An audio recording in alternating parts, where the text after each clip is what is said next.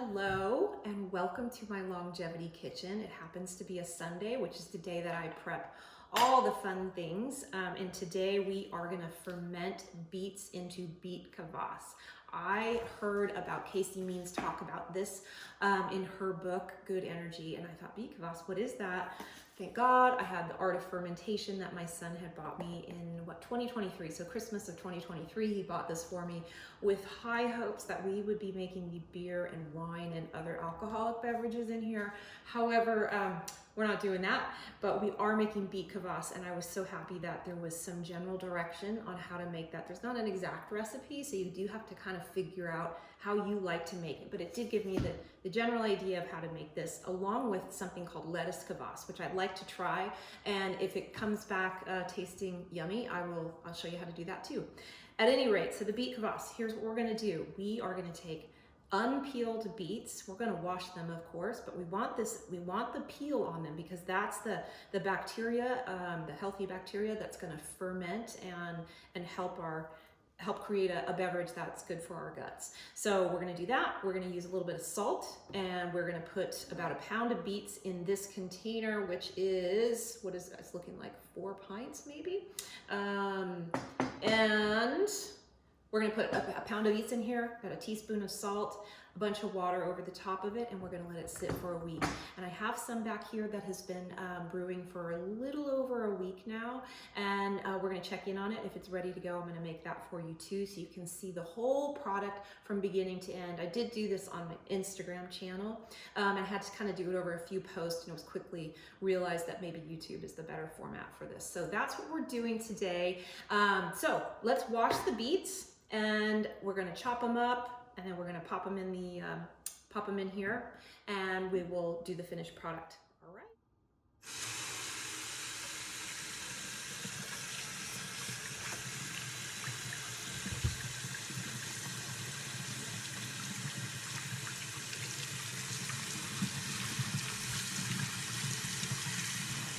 Okay, so we've washed our beets. Yay, they look beautiful. I love the color of beets, don't you? At any rate, we've washed our beets, and what I have determined over the last year as far as the Beet Kvass, what I like in this 8-cup container, this is 8 cups, yeah, 8 cups of water. I like about a pound of beets in this, plus a teaspoon of salt, sometimes 2, depending on, I don't know, the mood I'm in. But I usually am doing a pound of beets chopped, we're gonna do that, and then the teaspoon of salt and water over the top. So that's what we're gonna do next. So I've got my scale, we're gonna zero it out, right here.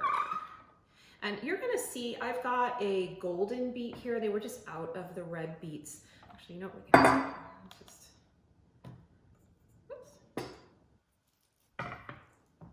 We're gonna measure out a pound of beets right here. There we go. That is about a pound of beets. So we're gonna do that for this one. And you'll see I've got a golden beet. It's just, they were out in the store of the red beets. So they work the same way. I just tend to like the finished product of the red beets better. I love that beautiful red color. But I have tried making it with the golden beets. It just doesn't, I don't know, it just doesn't have the curb appeal, I suppose. So we can do this. I don't think I really need it. Again, this isn't rocket science, thank God. As much as I do understand math, I know how to put a bridge together. I'm certainly not a rocket scientist, so at any rate, we don't want to be doing that. So we are gonna, again, unpeeled for the bacteria. We are gonna pop these guys in there, just chop them up. I don't know if you're supposed to use this like very top part. I don't use it just in case. I don't know, what if there's like, I mean, even though these are organic, I don't know, what if there's like soil left in there? I'm not sure. I don't use it. I'm sure maybe you could get like extra fermentation in there, but so I just kind of chop some of that off. And I know I do not have knife skills, people. We are not, we don't let the perfect get in the way of the good here. We definitely try to hold my knife as properly as possible. Just FYI, you do want to be holding with your thumb and your forefinger down here so that you get a lot, you have a lot more control over your knife. But I have like no knife skills. I am not a chef by any means. I'm just your average home cooked, so that's what we're doing here. We do not let the perfect get in the way of the good. We just keep on plowing forward and learning new things, so that's what we're doing.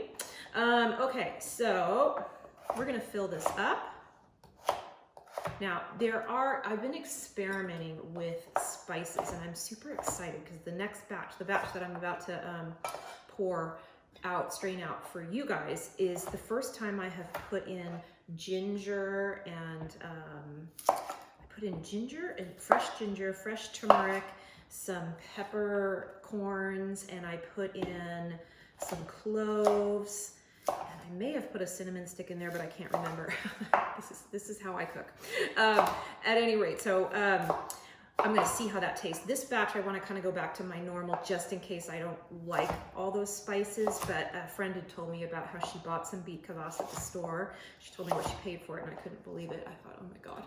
At any rate, I thought, let me try those spices and see if it makes, just adds any interest to the beets. It has like a nice earthy flavor, and so if you want it to kind of taste a little more juicy, add some lemon juice, add maybe a little bit of orange juice, not a lot. Obviously, you don't want to make like this a big sugary beverage. That's the whole point of doing this versus kombucha is, we have a lot less sugar. I can see I don't even have like a pound in here, so I'm going to add a little bit more just so I know I've got a full pound in here.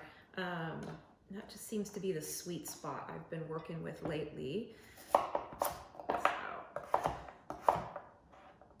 And I'm going to show you what you can do with all these beets after they've been fermented here. So, okay, so that's about a pound. So you can kind of see it's not quite halfway up. We're going to do also, this is just Himalayan sea salt. And again, not rocket science. We just kind of, boom, that's it. And I'm going to cover it with water. I'll be right back. Okay, look at that. I mean, already look at that color. That is so pretty. So that's all we're going to do. We're going to add the top to this, which is MIA. Oh, here we go. Here I have these great fermentation tops. So you can use any top that you want on this, like even just like a kitchen towel with a rubber band over it. The thing is, it's probably better to either a fermentation top or to use kind of the lids that come with these, just kind of put on quite loosely. You really don't, what we don't want is the yeast. So there's a lot of yeast in the environment, which is like how we make sourdough bread, and it grabs the yeast from the environment. That we're not doing that. It's not this kind of fermentation process. And in fact, you'll probably see some yeast on this other thing, but we don't really want to overdo that. So definitely like a fermentation top can be a little better at preventing that. It's nice because it lets the gas explode. I always have these, like if I use the normal tops, let's see if I have a normal, I don't think I have a normal top. These ones where you screw them down. I have these like nightmares that I'm gonna have like things exploding in the middle of the night in my kitchen. My mom told me a story about my grandma who used to make beer and how all these things were exploding one morning in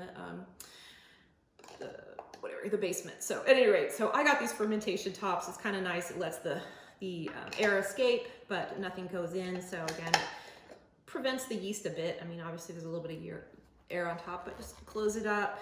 This comes with the thing that can pull out the water. I haven't noticed it making any bit of difference whether I pull that air out or not. So I just don't do it. So that's this. This is just going to go sit on my counter for about a week. I just kind of watch and I just make sure, like, I'm looking for the color to get really, really deep. So anywhere between a week, 2 weeks. I've even let it go 3 weeks before, and it just gets richer and richer in color.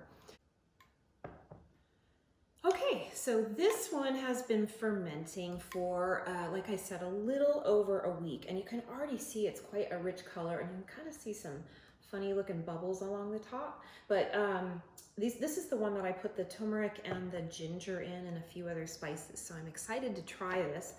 I usually might let it go another week, but I wanted to open it up and let you guys see what it looks like. I don't know if you can see that, but I'll make sure when I do the film over here, but there's quite a bit of junk on the top here, and that is just like I said, it's the yeast from the environment. What you don't want is mold, and you want to look at, like, it will look like traditional mold that's like on your cheeses, kind of looking blue, or just, your average just kind of stuff on the top is not mold. This is just the yeast and other fermented. So you can always smell it too. If it smells Yeah, it just smells like beets, so I'm sure it's fine.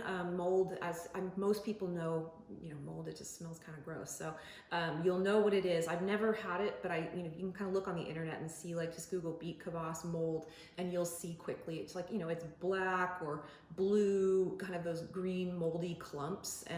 So you don't want that, but this is definitely not mold. This is just yeast and fermentation. So I'll get you a close-up of this in just a second, and we are going to strain it.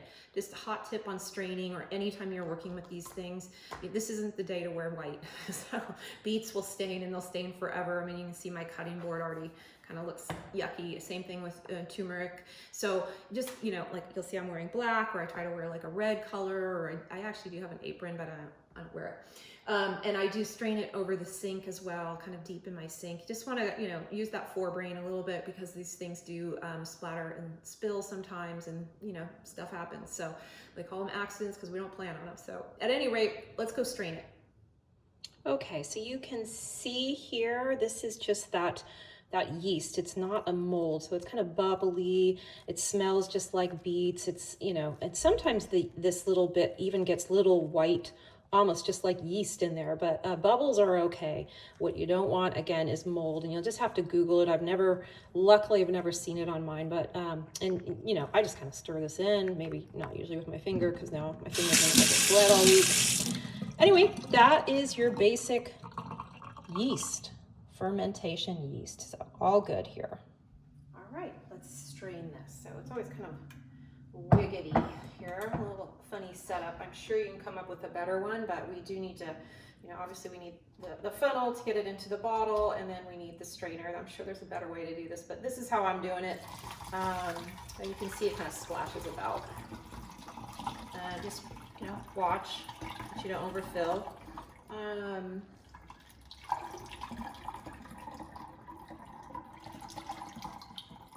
all these beets sitting in here, I'm going to show you a fun thing to do with them. Some people, one of my friends likes to just eat them raw like this. They've been fermented and raw, so you can see it kind of overloaded. I've got the sink, thank goodness, here. So I have another bottle. This usually makes about like 1.5. So when I do 2 pounds, I end up making about three bottles full. Just look at me, forgetting my setup. So there we go.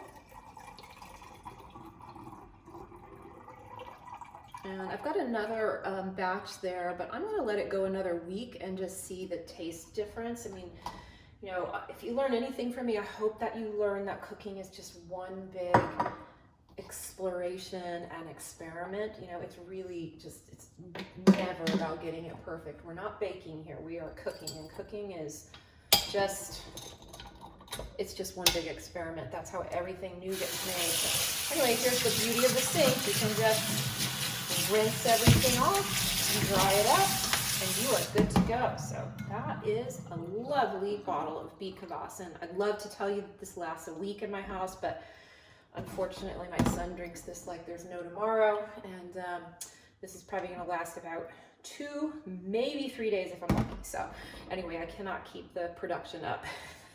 All right, there we go. I'm going to show you what to do with the off beets, whatever you want to call those. Okay, so that's how simple it is. We've just cut our beets, we put the salt on them, we put the water over them, we let them sit for a week, 2 weeks, maybe 3. Check the top, made sure there was no mold, just yeast, and again, I will get you a picture of that at the end of this video. And then we strained them, we made a bottle and a quarter for one of these, and now you have this left over, and I used to discard it, and then one day I thought, why am I throwing these out? This is like super good.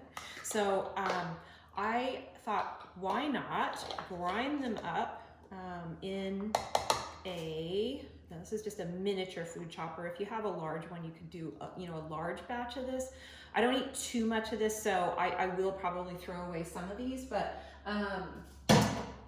if you like it, and I do like it, so what I do is I chop this up really fine, and I put it on salads and soups throughout the week, or even over a meal. So it's just kind of like I don't know, maybe a beet kimchi. I don't know if it's really that, but at any rate, we're gonna do that. I'll show you what it looks like.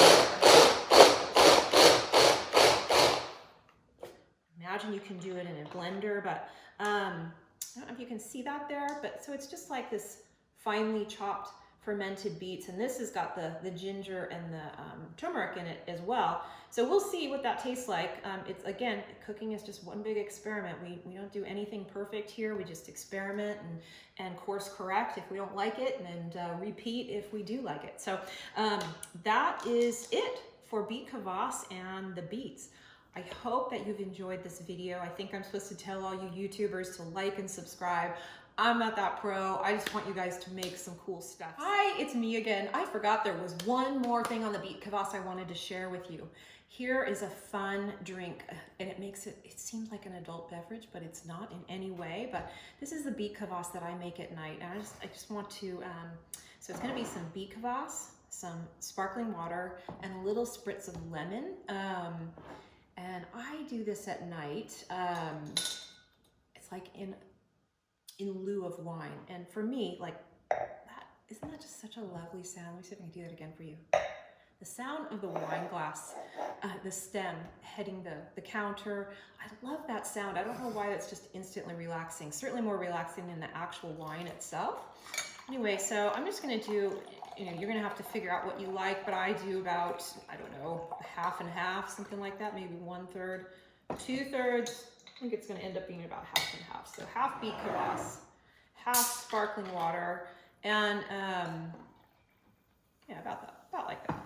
And you can do twist of lemon, you can do a twist of orange, that's also quite nice.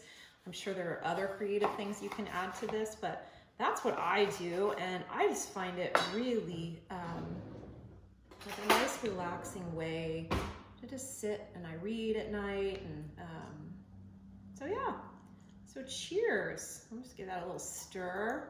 Certainly, I suppose it doesn't look like wine, but it seems like some kind of adult beverage when you put it in a lovely wine glass. So cheers, and let me know how your Beet Kvass goes. That's good. That is really good.